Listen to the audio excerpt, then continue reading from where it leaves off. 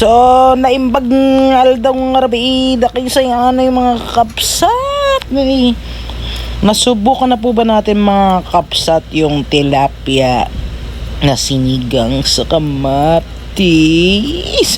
na may syempreng konting sampalok mix, tilapia at galunggong pagsamahin, tapos lagyan nyo po ng talbos ng kamote. Nako po, ito po ay napakasustansya at napakasarap.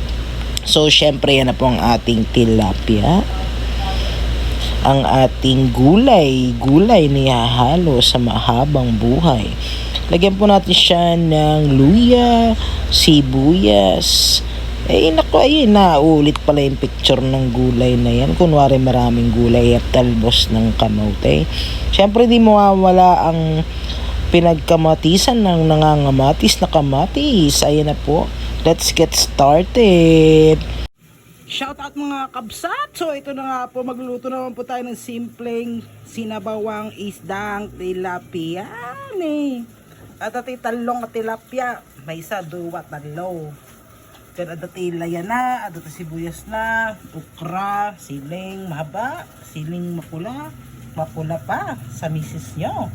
Ang dahon ng sibuyas, ang kamatis na medyo mura-mura na, at ang talbos ng kamote, ito lamang po ay sapat na.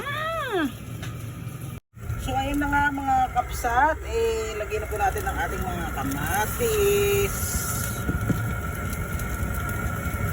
Lagyan po natin ng asin.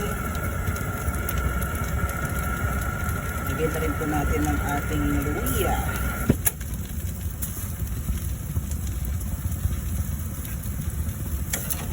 At sibuyas. Nakaw! Alam niyo po, ang pagsabay-sabay lang po natin pakaluin po yung mga yan. Nakaw! Pagkatapos po ng after few minutes later, pag yan po ay nagpulo-pulo na yun, naku, susundan po natin ang ating mahalagang sangkap ng ating pong tilapia fish mga kapsat.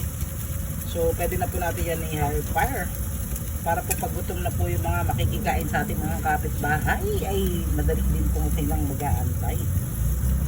Shout out po tayo dyan sa mga lahat po ng Ilocano, kahit hindi Ilocano, Kapampangan, Muslim, at kahit ano pa pong live, Bisaya, ayan po, papakuluan lang po natin siya.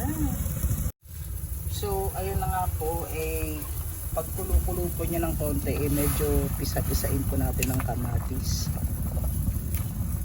para siya po ay maglasa.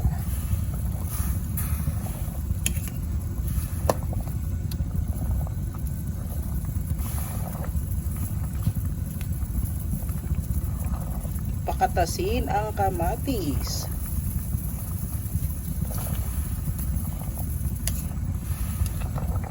Kasi yan po ang pinaka magpapalasa po ng ating special menu for today.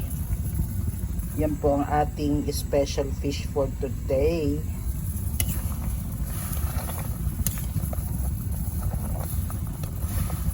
So mga 2 to 3 minutes pa po siya mga kaibigan, mga kakapsat.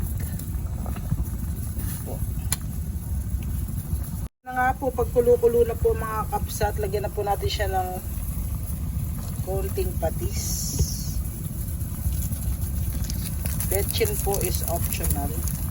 Nasa sa inyo po kung gusto niyo pong lagyan, kahit po konti lang. Yan naman po magpapadagdag po ng tamis naman. So ayan na nga, di ba? Maluluto na po ang ating kamatis. So ayan na nga mga kapsat, kulong-kulo na po ang ating kamatis. Lagyan na po natin ang ating tilapia. Lagyan lang po natin ng bahagya.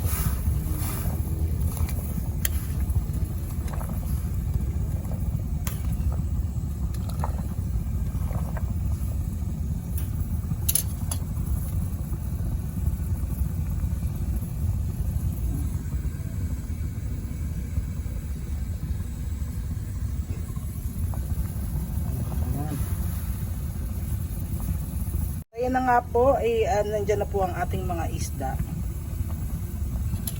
Papakuluan lang po natin siya ulit.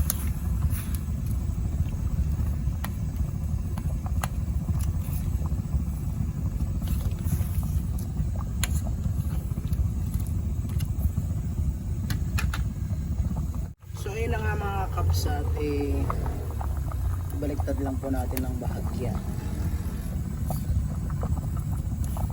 Kita nyo naman po, it's in boiling point.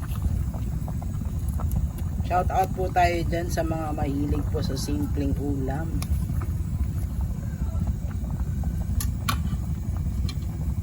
So pwede na po natin ilagay ang ating okra.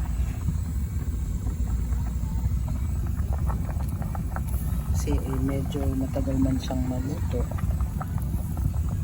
Ating sili. So yun na nga mga kapsat, kitain nyo no, luto na yung ating okra. Kasi isusunod na po natin ang ating talbos. Pwede na rin po natin siyang tikman.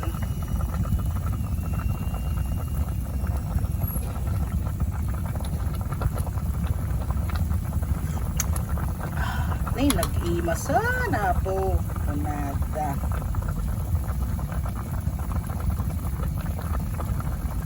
So, we can add na po ang ating talbos sa gilid.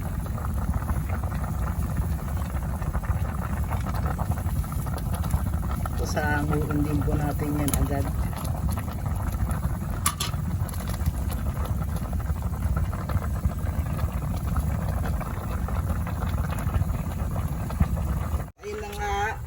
Kapsat, ilagay na po natin ang ating talbos.